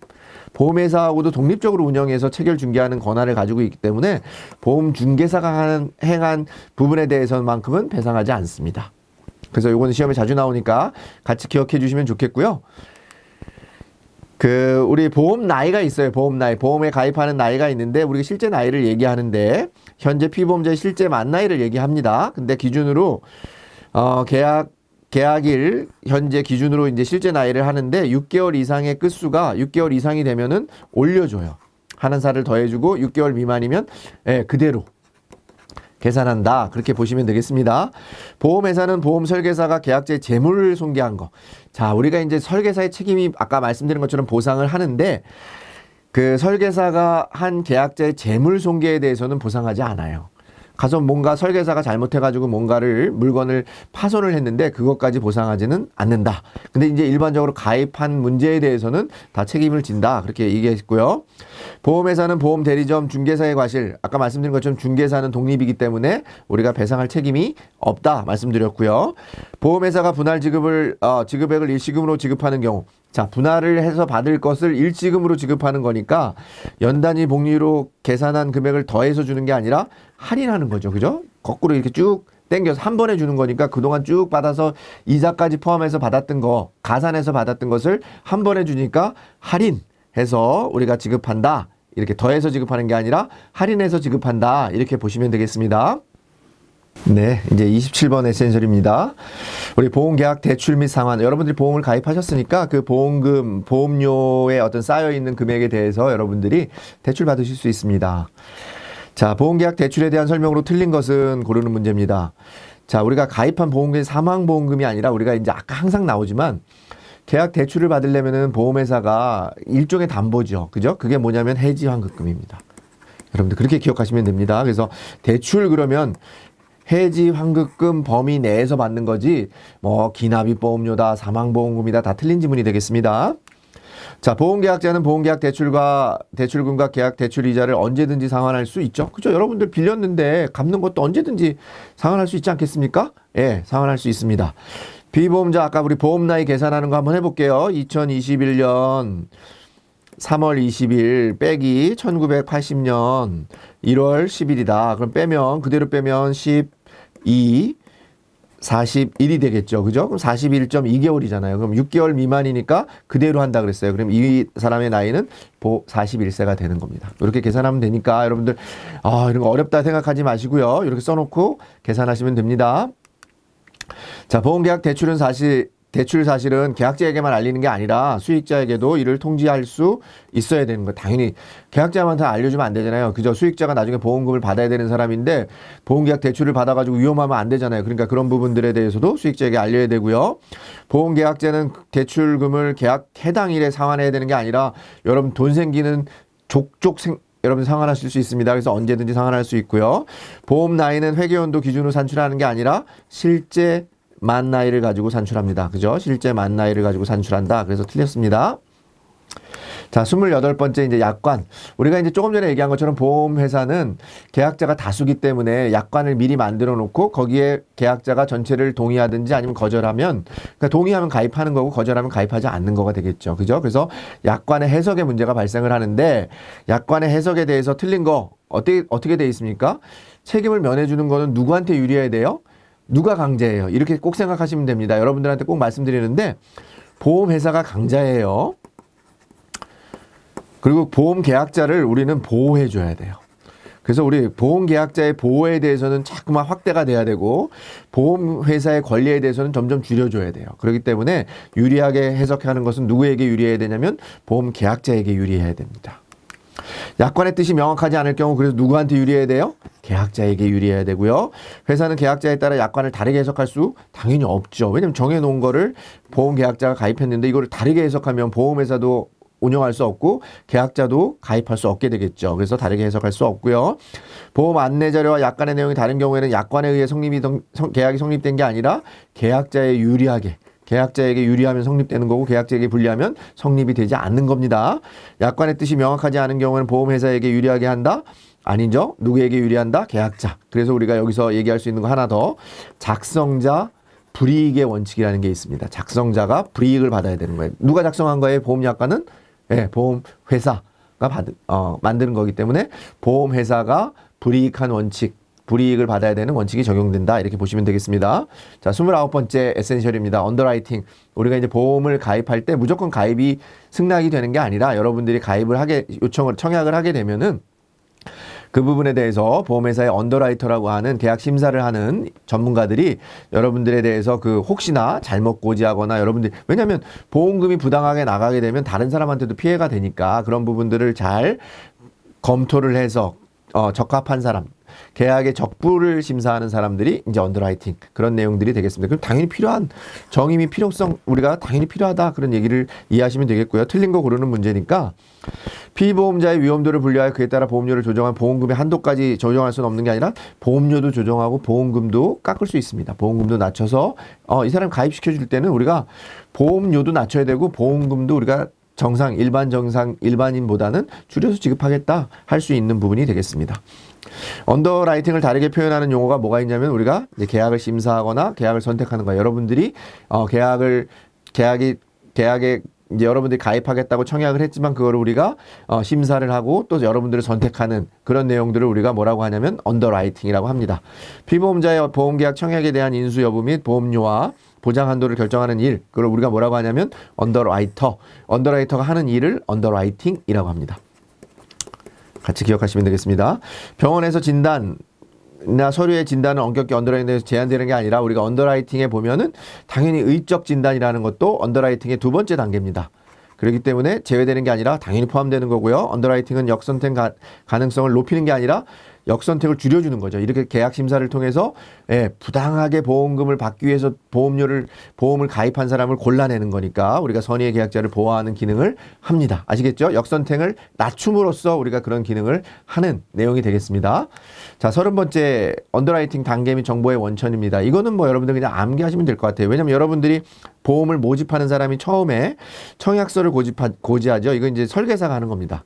보험 설계사가 하는 1단계고요. 2단계는 이제 고지했는데 뭐 병이 있어서 우리가 의적 진단을 받아야 되는 부분이 있어서 그런 부분이 있는데 이걸 2단계고요. 그 다음에 언더라이터가 심사를 합니다. 이제 세 번째 언더라이터가 심사를 하고 마지막으로 이런 내용들을 종합적으로 해서 회사가 이 사람은 계약이 적합하다 아니면 부적합하다 이런 것들을 확인하는 제도를 운영하고 있습니다. 그래서 1번이 답이 되겠고요. 자, 3단계 언더라이터 전문 자격 제도가 있는데 전문 자격 제도라고 하는 건 이제 언더라이터에 관한 자격 제도인데 여러분들이 뭐 전체적인 풀네임을 외울 필요는 없지만 CKLU, AKLU, FKLU 이 마지막에 U가 언더라이터거든요. 그래서 우리가 언더라이터를 하기 위해서는 이런 자격이 필요해요. 근데 반드시 필요한 건 아닙니다. 필요한데 반드시는 아니지만 이런 자격 제도가 있어서 전문성을 키워야 되는 게 언더라이터의 어떤 우리가 사명이죠. 사명. 자, 계약적부 확인은 피보험자의 재정상태 확인이 주요 목적이 아니죠. 계약적부 확인이라고 하는 것은 지금까지 내용들을 종합적으로 하는 거니까 재정상태 원인만 우리가 확인하는 것은 우리가 언더라이팅에서 재정 언더라이팅이라는 게 따로 있습니다. 그래서 그런 부분이 아니니까 이거는 종합적인 거니까 내용이 틀렸고요. 계약적부 확인은 모든 계약을 대상으로 하는 게 아니라 우리가 마지막에 계약적부 확인하는 것은요. 의심이 가는 계약에 대해서만 하는 거예요. 의심이 가는 계약에 대해서만 계약적부 확인을 하게 되어 있고요. 자, 설계사에 의한 언더라이팅의 단계는 아까 제가 말씀드린 것처럼 설계사는 처음 만나서 하는 거니까 1차 선택이 된다. 4차 선택은 뭐냐면 계약적부 확인이 되겠습니다. 자, 종교활동 보고서는 우리가 중요하지 않아요. 종교활동 같은 경우는 뭐 개인의 자유지 않습니까? 정치나 종교는 개인의 자유인데 그거를 정보의 원천으로 중요한 정보의 원천으로 우리가 활용하지는 않습니다. 그렇게 같이 기억하시면 되겠고요. 고려 대상이 있습니다. 우리가 언더라이팅 할 때 고려 대상이 있는데 크게 보면 4가지가 있어요. 여기 3가지가 네 가지가 있습니다. 환경적, 도덕적, 신체적 이렇게 재정적 이렇게 4가지가 있는데 4가지 언더라이팅의 고려 대상에 지금 어떤 내용이냐. 그래서 요 실은 4가지를 다 물어보는 시험 문제가 나오니까 여러분들 4가지에 대한 정의는 반드시 기억하면 되겠고요. 여기 나와 있는 것처럼 신체를 담보로 한다. 신체를 담보로 하고 이런 부분이 생활환경 및 소득 수준에 적정한지를 확인하는 거죠. 자, 생활환경 및 소득 수준의 적정이니까 뭐하고 관련이 있어요? 재정하고 관련이 있죠. 그래서 재정적 언더라이팅에 해당한다. 이렇게 보시면 되겠습니다. 직업에 대해서 우리가 구분할 때 직업에 대해서 우리가 고려하는 대상은 우리가 그거를 환경적 언더라이팅이라고 합니다. 직업. 환경적 언더라이팅. 자, 피보험자의 흡연 및 음주 이런 건 전부 다 뭐하고 관련이 있어요? 아까 말씀하신 것처럼 신체적 언더라이팅하고 관련이 있고요. 환경적 언더라이팅하고 관련인데 생활환경 및 소득 수준이 뭐하고 관련이 있어요? 재정적 언더라이팅하고 관련돼 있으니까 요거는 틀린 지문이 되겠고요. 신체적 언더라이팅, 직업, 흡연 등 이거는 뭐하고 관련이 있어요? 직업, 흡연은 뭐하고 관련이 있다고 그랬습니까? 아까 말씀 직업, 환경하고 관련돼 있다 이렇게 말씀드렸습니다. 그러니까 뭐 현재 뭐 질병이라든지 과거의 병이라든지 이런 것들은 신체적 언더라이팅의 요소지만 이 직업이나 흡연 이런 부분들에 대해서는 우리가 환경적 언더라이팅이라고 한다 이렇게 보시면 되겠습니다.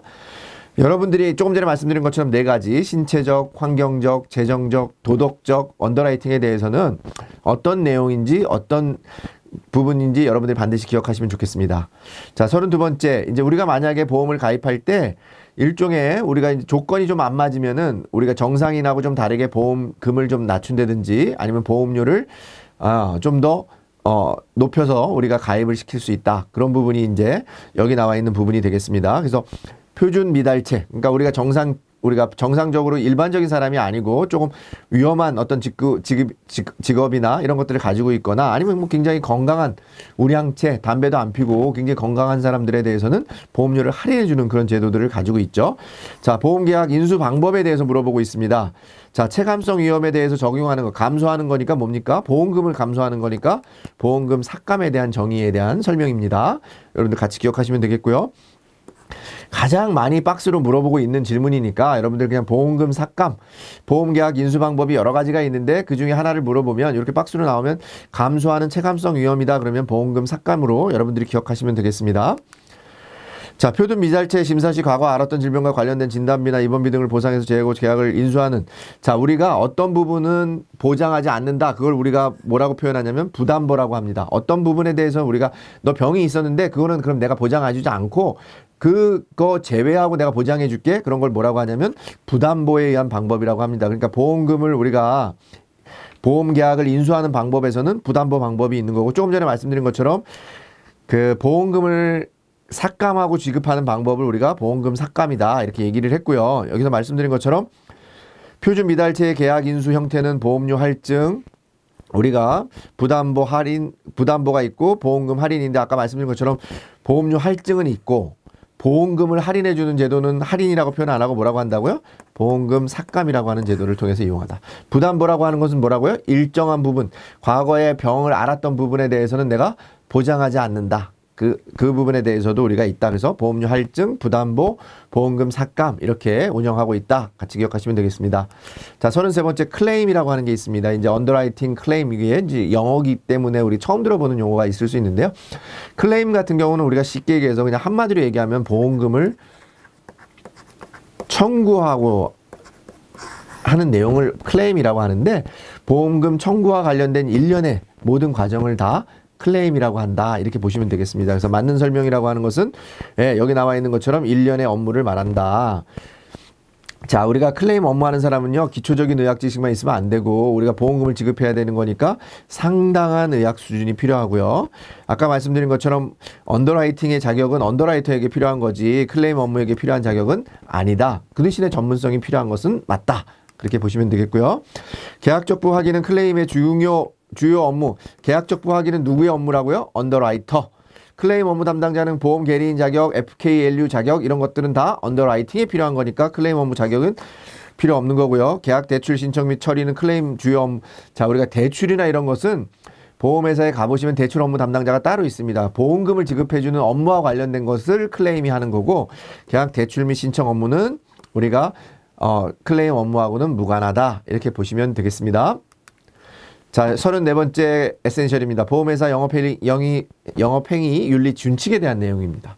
이건 어떤 법적으로 우리가 영업행위에 대해서는 이런 윤리 준칙이 필요한 거죠. 왜냐하면 우리는 보험금을 지급하는 거니까 장기 돈을 받고 보험금을 지급하는 거니까 영업행위에는 중요한 아주 엄격한 윤리 준칙이 적용되고 있습니다. 자, 개인정보 보호에 대한 설명으로 틀린 거 이렇게 얘기하고 있습니다. 자, 우리가 개인정보를 수집할 때 우리 어떻습니까, 여러분들? 항상 얘기하는 것 중에 하나가 뭡니까? 최소한의 정보를 우리가 수집해야 돼요. 여러분들 뭐 확실하게 우리가 개인에 대해서 정보를 알기 위해서 그냥 수많은 정보를 하면 그건 다 뭐에 해당합니까? 과잉 정보에 대한 수집으로 해서 그건 불법적인 행위가 되는 거죠. 영업행위 윤리준칙에 어긋나는 행위가 되기 때문에 그 부분에 대해서는 여러분들이 조심하셔야 될 것 같아요. 그래서 그 목적에 부합하는 최소한의 정보를 수집 이용해야 된다. 이렇게 기억하시면 되겠습니다. 자, 보험인 윤리강령이라고 하는 게 있는데요. 여러분들 이거는 다 기억 못 하셔도 되겠습니다. 공공성이나 공신력, 성실봉사, 기술개발준법. 근데 여러분들 이상한 용어가 들어가 있으면 틀린 걸로 지문을 골라내시면 됩니다. 무슨 말씀인지 아시겠죠? 보험인에게 대해서 여러분들 윤리강령이라고 하는 것은 우리가 상식적으로 생각했을 때 충분히 가능한 내용만 질문에 나오니까 여러분들 골라내시면 됩니다. 외울 필요는 없습니다. 자, 민원 접수 채널을 인원화하면 안 되겠죠. 우리가 민원 접수라고 하는 것은 상황에 따라서는 우리가 직접도 할 수 있고 간접으로 할 수도 있는 건데 채널을 일원화해버리면 우리가 일종의 민원도 막 대폭으로 그 민원의 어떤 그런 민원 내용이 증가하면 어떻게 되겠습니까? 우리가 민원을 신청할 수도 없는 상황이 발생할 수도 있지 않습니까? 그렇기 때문에 채널을 일원화하는 게 아니라 다양화해서 다양하게 운영하고 있고요. 보험계약 관리 내용을 우리가 분기별 1회 우리가 이제 계약을 하게 되면 보험회사는 계약자에게 연 1회입니다. 분기별 1회 너무 자주고요. 장기 상품이기 때문에 연 1회. 다만 우리가 이제 변액보험이라고 하는 게 뒤에 나오는데 변액보험 같은 경우에는 분기별 1회 꼭 제공하게 되어 있습니다. 자, 모집 종사는 이런 겁니다. 금융인으로서 사명감과 윤리식을 바탕으로 회사의 견실한 성장을 최우선가치. 누구의 성장을 해야 되는 거예요? 누구를 보호해야 되는 거예요? 계약자 보호를 최우선으로 해야죠. 무슨 말씀인지 아시겠죠? 이렇게 읽어보면 우리가 답을 골라낼 수 있기 때문에 반드시 뭐 다 외울 필요는 없다. 이렇게 말씀드리겠습니다. 자, 35번째입니다. 우리 보험 설계사 자신과 보험업에 대한 책임입니다. 자신에 대한 책임도 있고 보험업에 대한 책임이 있죠. 소명감이 있어야 되는 거죠. 왜? 돈을 다루는데 소명의식이 없다면 여러분들 우리가 제대로 할 수가 없겠죠. 우리가 이제 이런 것들을 우리가 보험회사에서는 FC 쉽이라고 합니다. FC나 FP의 어떤 그런 정신 이런 거니까 여러분들 꼭 같이 기억하시면 좋겠고요. 모집 종사자의 부당 모집에 해당하는 거 고르는 겁니다. 보험회사로부터 승인된 보험 안내 자료를 영업에 활용하는 건 정상적인 거죠. 보험사의 편의를 위해서 보험 종사자가 계약자를 대신해 자필 서명하는 것은 대표적인 금지 행위입니다. 간단 명료하고 객관적인 사실에 근거해서 작성된 정보를 제공하는 거 당연히 우리가 이건 당연히 해야 되는 일이겠죠. 자, 고객의 진정한 필요에 의해서 보험계약을 전환하고자 하는 경우에는 반드시 비교 안내 확인서에 계약자와 피보험자의 자필 서명을 받아야 된다. 여러분들 우리 비교 안내 확인서 꼭 받으셔야 된다. 이 부분은 여러분들 뭐 이해하려고 하는 필요가 없고요. 그냥 우리가 비교 안내 확인서라고 하는 것을 통해서 우리가 계약자와 피보험자의 자필 서명을 꼭 받아야 된다라는 겁니다. 전환할 때. 전화, 팩스 또는 SMS, 이메일 등을 통해 영리 목적의 광고성 정보는 사전에 고객 동의 없이도 고객에게 보낼 수. 자, 모든 광고는 어떻게 해야 된다? 사전에 고객 동의 없이는 절대 발송할 수 없고 사전 동의를 받으셔야 돼요. 보험 설계사는 금융감독원이 심사 승인하여 관리 번호가 부여된 보험 안내 자료는 어디서 만드는 거예요? 금융감독원이 하는 게 아니라 보험회사가 승인하는 겁니다. 그러니까 보험 안내 자료까지 금융감독원이 하면 아마 금융감독원이 지금보다는 한 20배 이상 커져야 됩니다. 보험회사의 승인이 필요한 거고요. 3대 기본지키위는 약관 교부 및 중요한 내용 설명하고 자필 설명 안내하는 거고 승인한 보험 안내 자료 설명하는 건 아니죠. 요거는 해당 사항이 없습니다. 3대 기본지키기를 우리 하지 않았을 때는 여러분들 어떻게 할 수 있습니까? 취소할 수 있습니다. 여러분들은 계약을 취소할 수 있다. 꼭 같이 기억하시면 되겠습니다. 자, 이제 36번째입니다. 보험 설계사의 보험회사 및 고객에 대한 책임입니다. 조금 전에는 스스로에 대한 책임이고 이번에는 보험회사에 대한 책임입니다. 보험 설계사가 보험료를 수령할 수 있는데요. 틀린 거. 반드시 보험회사 이름으로 된 영수증을 발급을 해야 되지 내 영수증 이름은 아무 의미가 없어요.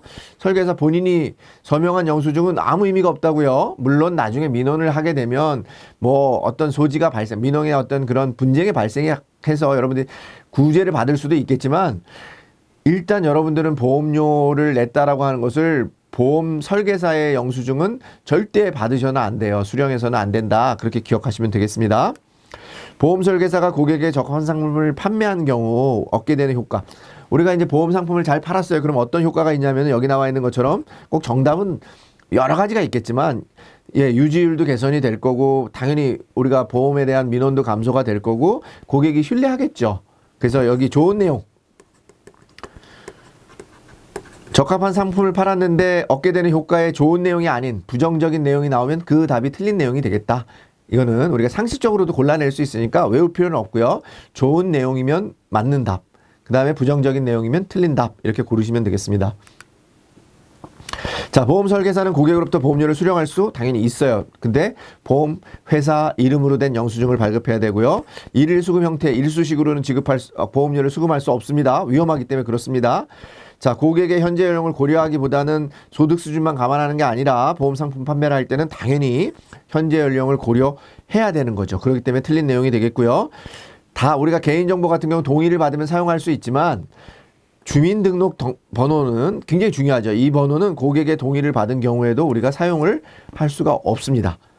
뭐를요? 주민등록 번호는 고객의 동의를 받아도 우리가 사용할 수 없다. 이렇게 여러분들 보시면 되겠습니다. 자, 37번입니다. 우리 보험 사기. 아까 말씀드린 것처럼 보험 계약이라고 하는 것은 미래의 돈, 내가 낸 돈이기 때문에 죄의식도 좀 적어요. 그런데다가 내가 낸 돈을 받는다고 생각하니까 어떤 그 죄의식이 적은 상태에서 발생하는 그런 일들이 빈번히 발생할 수 있습니다. 그래서 보험 사기라고 하는 일들이 자주 발생을 하게 돼 있습니다. 이제 우리가 이런 것들 우리가 보험 회사의 어떤 성질하고 같이 비교해 볼 때는 사행성의 원칙이라고 합니다. 우리가 복권과 같은 기질이 있기 때문에 사기가 발생할 수 있는데요. 틀린 거 골라내는 문제입니다. 자, 우리가 이제 보험 사기에는 크게 보면 연성 사기, 가벼운 사기, 좀 중한 사기가 있는데 고의 들어가고 피해자가 발생하면 경성 사기고요. 그 다음에 이거는 과장하거나 아니면은 피해자가 없다. 그러면 이거는 우리가 연성 사기라고 합니다. 자, 피해자가 발생하는 범죄는 연성 사기가 아니라 경성 사기에 해당하는 질문이니까 틀린 질문이 되겠습니다. 자, 보험사기 방지 특별법. 우리가 보험사기가 옛날에는 그냥 형법에 사기죄라는 게 있었어요. 근데 이게 너무 커지고 중해지다 보니까 2016년에 보험 사기 방지 특별법이라고 하는 것을 만들었습니다. 그래서 과하게 중하게 처벌을 하고 있어요. 그래서 위반을 하게 되면은 10년 이하의 징역 또는 5천만 원 이하의 벌금에 처할 수 있게 되어 있습니다. 굉장히 과하게 처벌을 하고 있으니까 여러분들이 반드시 주의하셔야 되겠다라는 거고요. 그 다음에 특정군의 높은 위험을 가진 분류되어 체결함으로써 증가시키는 현상. 우리가 거꾸로 된 선택을 한다. 그래서 역선택이라고 합니다. 내가 위험률이 높은데 위험률이 높지 않다 하고 속여서 어떤 보험을 선택하는 거. 그리고 방지하는 거 누가 방지한다 그랬어요? 아까 언더라이터들이 방지한다고 얘기했죠. 자, 경성사기는 보험금을 실제 손해보다 과다하게 청구하는 거 뭐라고 했어요? 과다 청구, 연성사기. 피해자가 없는 거, 연성사기. 이렇게 기억하시면 됩니다.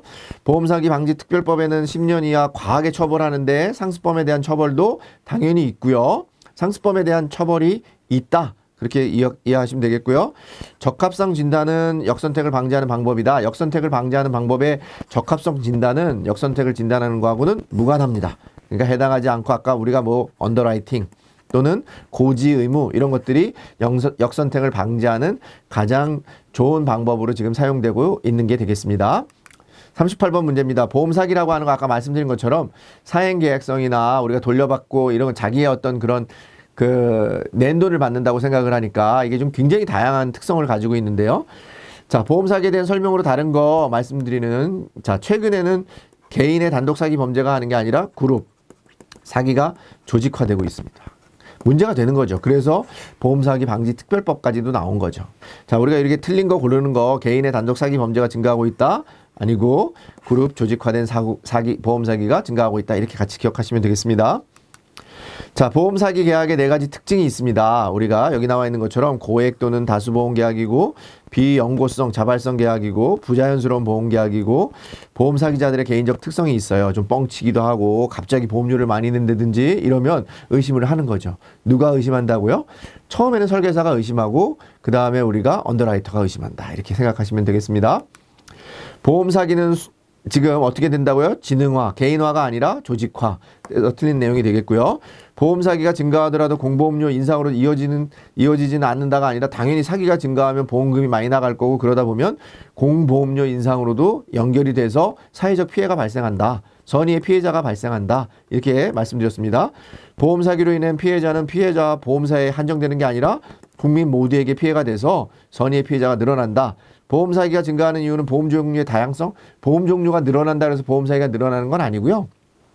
앞서서 말씀드린 것처럼 살기가 어렵고 이러면 자기가 낸 돈을 받아간다는 생각에서 대수롭지 않게 생각하는 그런 생각이 늘어나는 거고, 보험사기 한번 발생하면 그거에 대한 모방 범죄라든지 이런 것들이 많이 늘어나기 때문에 증가하는 이유가 되는 거지, 종류가 늘어나기 때문에 증가하는 것은 아니다. 이렇게 기억하시면 되겠습니다. 자, 39번째인데요. 우리가 그래서 보험사기 방지 활동을 보험회사도 하고 또 금융감독원도 하고 국가도 하고 뭐 이렇습니다. 그렇게 이해하시면 됩니다. 보험사기 방지 활동에 대한 설명으로 틀린 것은 이렇게 물어보고 있습니다. 그래서 금융위원회와 보험회사는 보험범죄신고센터를 운영한다. 보험범죄신고센터를 운영하는 것은 금융위원회가 아니라 금융감독원이 됩니다. 그래서 사기와 관련해서는 여러분들 금융감독원 또는 보험협회, 보험회사 요 세 가지인데, 여기 나와 있는 것처럼 금융감독원은 보험사기 인지 시스템, 금융감독원은 건강보험심사평가원과 같이 공동으로 대응하고 있다. 이건 다 맞는 지문이고요. 조금 전에 말씀드린 것처럼 보험범죄신고센터를 운영하는 거 금융감독원과 보험회사다. 이렇게 기억하시면 되겠습니다. 자, 최근에 보험사기 경향은 어떻다고 얘기했습니까? 아까 말씀드린 것처럼 경성사기는 잡히면 큰 죄를 지니까 경성사기보다는 피해를 과장하거나 보험료를 약간 부풀려서 보험금을 받으려고 하는 연성사기 위주의 생계형 보험사기가 증가하고 있다. 이렇게 기억하시면 되겠습니다. 경성사기가 늘어나는 게 아니라 연성사기의 생계형 범죄가 늘어나고 있다. 보험사기가 늘어나고 있다. 그렇게 기억하시면 되겠습니다. 금융위원회는 보험사기 특별조사반. 자, 보험사기 특별조사반은 어디서 만들어요? 보험회사에서 운영하고 있습니다.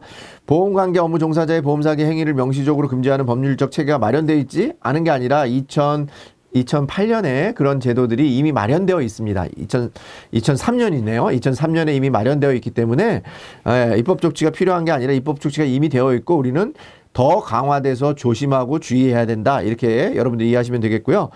보험 설계사가 보험사기에 연루되어 유죄가 확정되면 금융감독원에 금융질서 문란자라고 하는 건 금융 일종의 우리가 말하는 그 블랙리스트에 올라가는 거죠. 그거는 금융감독원에 올라가는 게 아니라 어디에 올라가냐면은 한국신용정보원이라고 하는 우리 신용에 대한 신용정보원에 신용불량이 돼서 금융질서 문란자로 올라가니까 여러분들 금융감독원이 보험사기와 관련된 주요 정보기관은 맞지만 여기서는 한국신용정보원이다. 이렇게 기억하시면 되겠습니다. 자, 이제 마지막 우리 40번 내용인데요. 다시 하고 그냥 다시 끊어 해주세요. 아니요, 그냥 하겠습니다.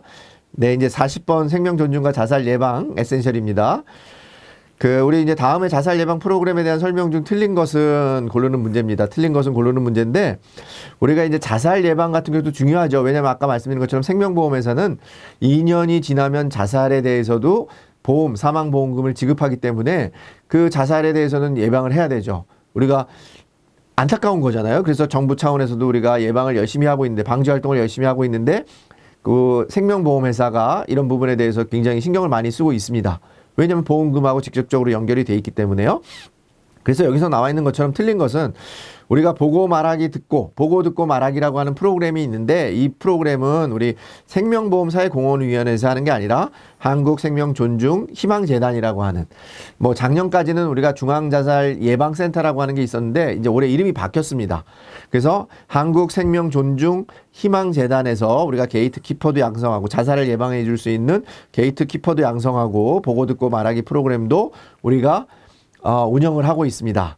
생명보험 사회공헌위원회가 아니라 한국생명존중희망재단에서 그런 내용들을 하고 있다. 같이 기억하시면 되겠고요.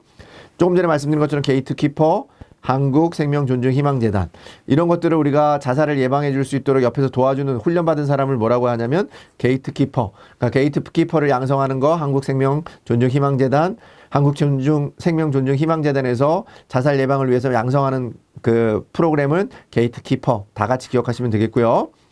상대방의 말을 듣고 옳고 그름을 판단하여. 자, 우리가 뭐를 할 때는요, 옳고 그름을 판단하면 이미 문제가 발생하는 거예요. 그죠? 그대로 잘못된 부분을 지적하는 게 그 듣기 방법이 아니라 우리는 그대로 듣고 그런 부분에 대해서 신호에 대해서 도움이 정확하게 캐치해서 우리가 해야 된다. 보고 듣고 말하기 어디서 한다고요? 한국생명존중희망재단. 자, 생명보험사회공헌위에서는 자살 예발 게이트키퍼를 양성하는 것, 게이트키퍼 양성 한국생명존중희망재단에서 한다. 그래서 틀린 내용이 되겠습니다.